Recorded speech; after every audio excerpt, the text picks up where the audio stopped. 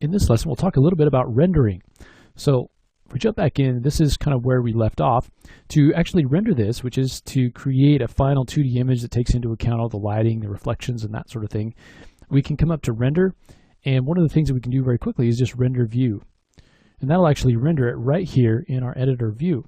Now, as we start to now rotate around, it'll go back out to our viewport. So Control R will allow us to really quickly render that up.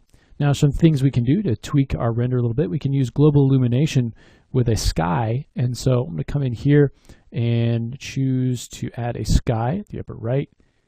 And then we need to add an HDR material to that. So I'm going to go to Create, and let's load material preset. I'm just going to go to Prime, Materials, HDRI, and then we can pick one of these. Okay, if you don't like the one that you've picked, you can always go back in and get something else. Let's add that material to the sky. And then I don't want the sky image to actually show up. And so I'm going to add a special tag to this. So let's add a compositing tag to the sky, and let's turn off Seen by Camera. All right. So I also want to use global illumination on this, so to kind of use the light and the environment to light the model. So let's go into Render Settings. I'm not really going to change anything else. I'm just going to go to Effect, and let's add global illumination. Now let's hit Control R, and you can see it's going to work a little bit differently, where it comes in and creates this initial irradiance cache pass. And then the result that you get is going to look a little bit different. So you can see how the specularity is a little bit different, and so forth. And you can see the reflections there in the eye. You can see here, if we were to add a little bit of reflectivity to the body, you'd be able to see it there as well. Let's take our specular, and let's say that we want to adjust this, and we want to see what it's going to look like. We can use an interactive render region. So we could just select, let's say, part of the model, and it'll render only inside of that particular little box. We could increase the quality of it. And then we can make changes here in our material.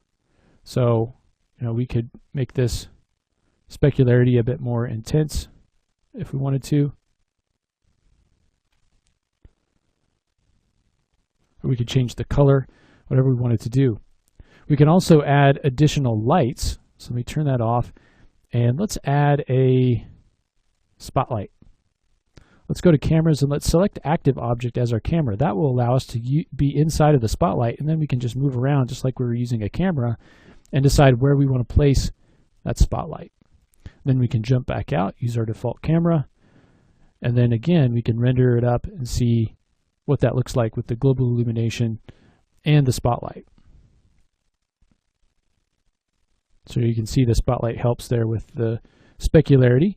We can also, inside of this light, you can see there's lots of different attributes here. We can go to shadow, and we can maybe turn on ray trace shadows. If you wanted to add a floor underneath this guy, you could do that as well. And then we could render this up again. So that's taking into account the global illumination. Then we have a one spotlight coming from the upper left, kind of adding some light to this guy. And then we've got some shadowing happening. You can see it there. So then at this point we could, again, tweak the materials a little bit. So now I think maybe I'll take this specularity down just a little bit. Okay. You can also come in and maybe add some reflection to the body if you wanted to, just a very small amount if you wanted him to look kind of wet. And again, we can check it just by hitting Control R and kind of see what that looks like. So it looks pretty good, but let's in the next lesson take a look at how we can use some material settings to really tweak the look of this. So we can give it sort of a rim light around the edges, and then we can give it a little bit of a glow to give it a little bit more life. So let's take a look at that next.